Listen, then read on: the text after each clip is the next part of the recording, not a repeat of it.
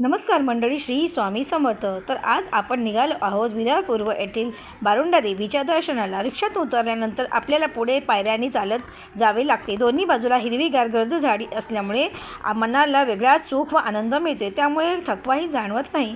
पूर्ण पायऱ्या चढून गेल्यानंतर सर्वात प्रथम आपल्याला दृष्टीस पडतो तो मंदिराचा कळस. आणि काही काळाच्या उत्सुकतेनंतर आपण पोहोचलो आहोत बारुंडा देवीच्या मंदिरात.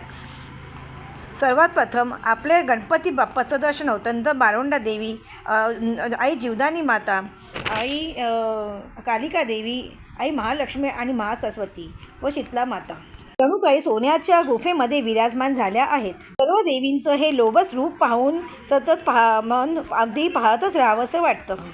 देवींचा सहवास कधी संपू नये असंच वाटतं. सर्वात शेवटी खाली उतरल्यानंतर डोळ्यांना गारवा देणारा हा पावनखिंड डॅम पाहायला मिळतो. तर मंडळी, आवडला का व्हिडिओ? आवडला असेल तर लाईक करा, शेअर करा व सबस्क्राईब करा.